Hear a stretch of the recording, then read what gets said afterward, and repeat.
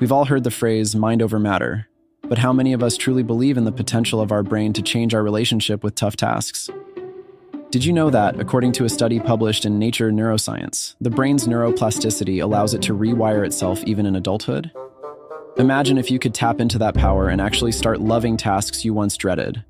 The question is, how? When I first stumbled upon the concept of brain rewiring, I was skeptical. But then I discovered the world of neuroplasticity. According to Dr. Norman Doidge in his groundbreaking work, The Brain That Changes Itself, our brains aren't static, but rather plastic, always changing, evolving, and adapting based on our experiences. This revelation means our habits, inclinations, and even what we love or loathe can be adjusted. And when I realized that science was on my side, my journey to hack my brain began. As an inherently shy individual, public speaking was my nemesis. The mere thought of addressing a crowd would send my heart racing. I questioned if it was possible to rewire my brain to not only tolerate, but to actually enjoy this dreaded task. With this personal challenge in mind, I decided to become my own guinea pig. Step 1. First thing first. Acknowledge the fear. Before embarking on any transformative journey, there's a fundamental step. I had to confront my fears head-on. By doing this, I laid bare the neural pathways in my brain that had wrongly associated public speaking with stress and anxiety. You see, accepting this was my foundational stone. Step 2. Taking the plunge.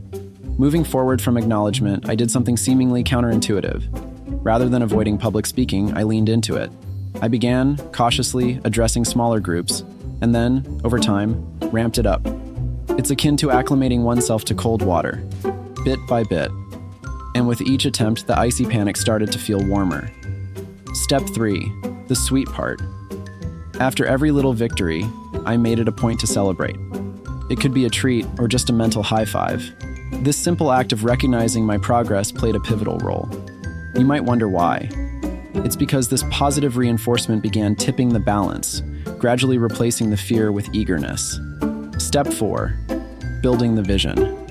Transitioning from real experiences, I also ventured into the power of the mind.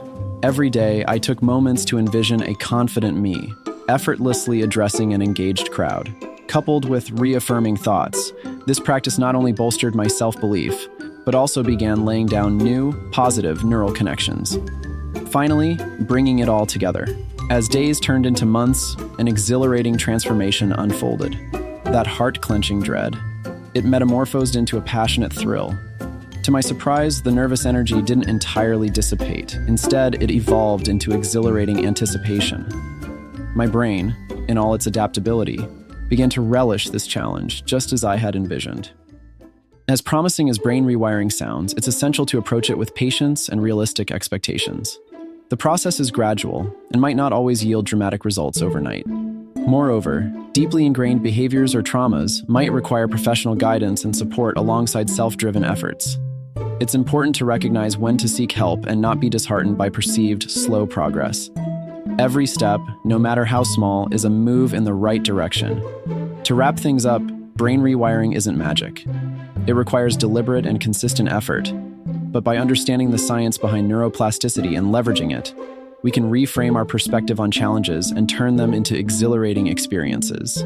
If I, a once timid speaker, can transform my deepest dread into a thrilling challenge, imagine what you can do with the power of brain rewiring. What challenges would you want your brain to crave?